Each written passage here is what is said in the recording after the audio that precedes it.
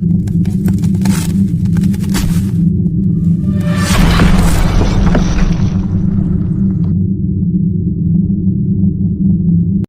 علیکم ورحمۃ اللہ وبرکاتہ۔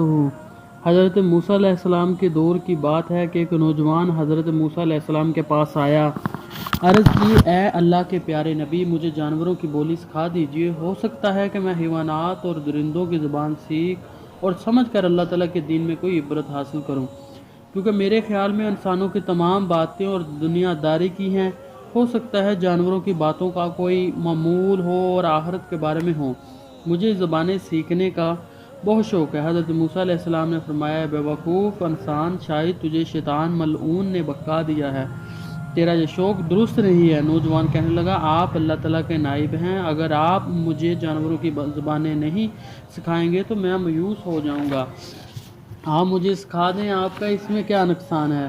جب اس نوجوان نے بے حد اصرار کیا تو حضرت موسیٰ علیہ السلام نے اللہ تعالیٰ کی بارگاہ سے رجوع کیا اور فرمایا، اے اللہ، اگر میں اس کو جانوروں کی زبانیں سکھا دوں تو یہ بات اس کے لیے نقصان دہ ہوگی، اور اگر نہیں سکھاتا تو اس کا دل برا ہوتا ہے۔ ارشاد باری تعالیٰ ہوا، اے موسیٰ، اس کو سکھا دو تاکہ اس کو پتہ چلے کہ ہر کام میں کوئی نہ کوئی حکمت ہوتی ہے۔ یہ سب کچھ جانتے ہوئے حضرت موسیٰ علیہ السلام نے اس باضد نوجوان کو جانوروں کی زبانیں سکھا دی۔ تو پھر کیا ہوا، آئیے دیکھتے ہیں۔ اس نوجوان نے اپنے گھر میں ایک کتا اور ایک مرغ پال رکھا تھا۔ ایک دن صبح کے وقت اس نے آزمائش کرنے کی خاطر مرغ اور کتے کی گفتگو سننے کا ارادہ کیا۔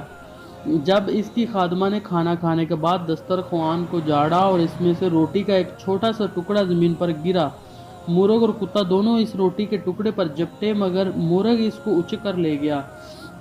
کتے نے مرغ سے کہا، اے ظالم، تو نے اچک کر کھا لیا، یہ ٹکڑا مجھے کھا لینے دیتے تو تمہارا کیا جاتا، اب پتہ نہیں مجھے کھانے کو کچھ ملے یا نہ ملے، بھوک سے میرا برا حال ہوا جا رہا ہے۔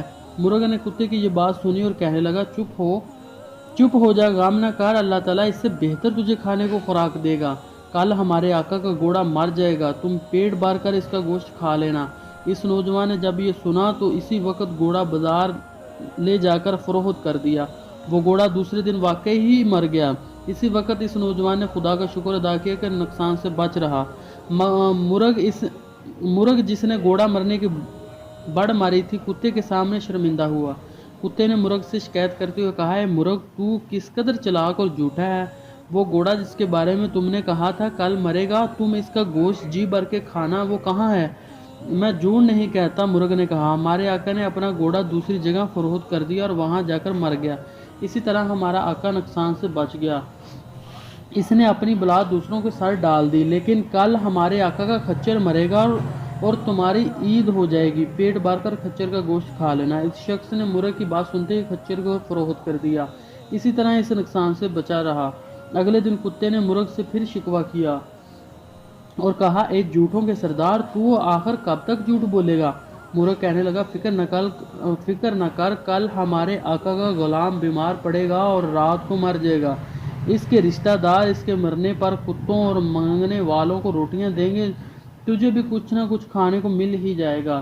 جب اس شخص نے یہ سنا تو اسی وقت غلام کو فروخت کر ڈالا اور نقصان سے بچ گیا۔ وہ شخص بولیاں سمجھنے پر بہت خوش ہوا اور اتراتے ہوئے کہنے لگا، میں بہت بڑے نقصانات سے بچ گیا۔ دوسرے دن کتے نے مرغ سے پھر شکوہ کیا، تو جو کچھ کہتا ہے سب جھوٹ ہے۔ مرغ نے جواب دیا کہ جھوٹ بولنا ہماری سرشت میں نہیں ہے، ہم مرغ تو موزن کی طرح سچ بولنے والے ہیں۔ ہمارے آقا کا غلام مر تو گیا لیکن وہ خریدار کے پاس جا کر مرا اور نقصان خریدار کا ہوا، لیکن ایک بات یاد رکھ، ہمارا آقا بڑا بے وقوف ہے جو اپنی بلا دوسروں کے سر ڈال رہا ہے۔